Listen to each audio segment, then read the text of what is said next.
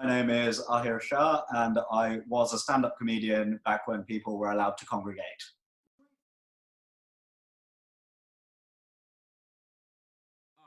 I remember, but I don't remember the date. I remember you having a very amusing line. I'm now going to ask you to sort of murder in interview format. You had a very amusing line once about robots taking comedians' jobs. Was that, I'm going to guess a date, would that have been 2017? That was a routine you were doing that? Or am I think it was a 2016 show. Yeah, that... to the extent that I can't even remember the line, so something with a better RAM will probably be able to take that from me relatively soon.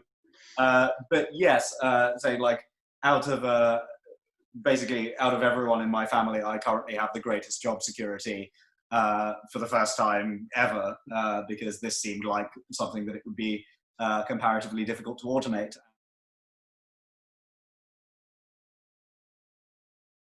Sort of humor are we talking about? You know, there will be certain kinds of humor that are going to be considerably more, perhaps almost palatable, coming from an artificial source than it would from a human source. Like in the same way that, you know, my guitar tuner app, you know, is like poking those things and that gives me a EADG, and that's fine because but that's not music, and music I would consider having humanity behind it and something going into it as well as cutting out. So I think that in that sense, the input for creative stuff is just as important as the output. Similarly, like I can imagine us getting to a stage where the jokes on ice lollies or penguin bars, if those things still exist, are computer generated, but I can't imagine, like, at the moment at least, can't imagine a routine about someone's life drawing like a sincere emotional reaction from me if it weren't an actual person on the other end of that. And I suppose that's fundamentally what the Turing test is, right? Like I would have to be convinced that that was a real human who I could empathize with. And so considering how much of art is reliant on empathy, I think it's basically impossible until the Turing test has been passed.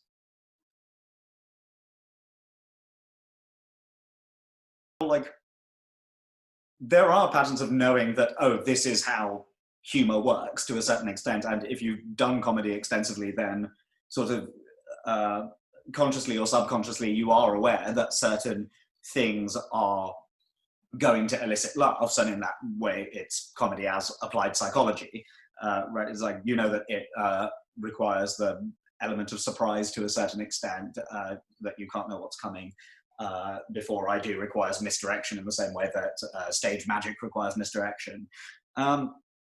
So yeah, there's no reason to say that all of those lessons couldn't then be plugged into something else. It would just be a relatively hollow way of doing it. But I can't imagine that that could easily provide, you know, a little while down the line in the future, a serviceable joke book, I'm sure.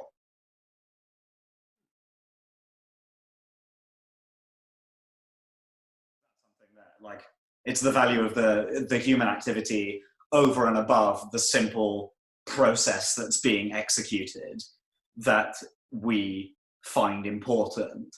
And you could have a world in which that's not the case, and that you could have a world where there was a robot orchestra or AI doing comedy and what have you. It just wouldn't be the same thing because it has removed the element of humanity that we actively value, I think.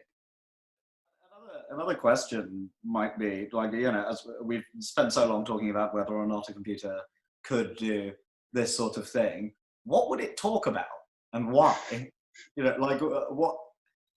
It's presumably, like, a large part of the question is also just having the desire to express something, and also the fact that humor can be derived from that desire to express something relies to a certain extent on a shared world. and a shared set of assumptions, which would an AI have that as human beings would. Like it's, what drives that thing? Like, does it want to do? Well, the difference between Macs and PCs. Let me tell you, one of the biggest differences between Macs and PC.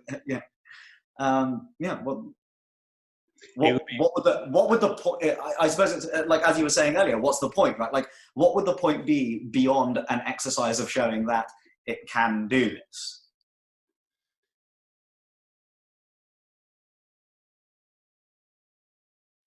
I think a last thing that might be worth saying on this subject is, like, as we talk about like what the implications of technological progress on what is created might be. One of the fascinating things to me, particularly recently, is the massive impacts that technology has had on what is created and how it's created. Recently, right? Until last week, was working on a 6-episode series of The MASH Report, which in previous series we have always done by collecting in a writer's room and working together in that way.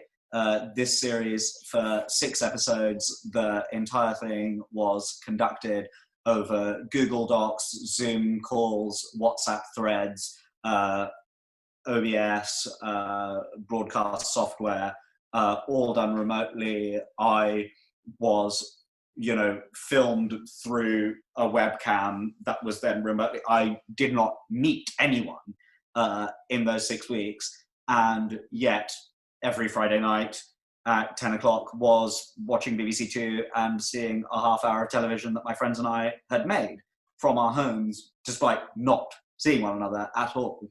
And that was all done through technological developments that until relatively recently would have been very, very difficult.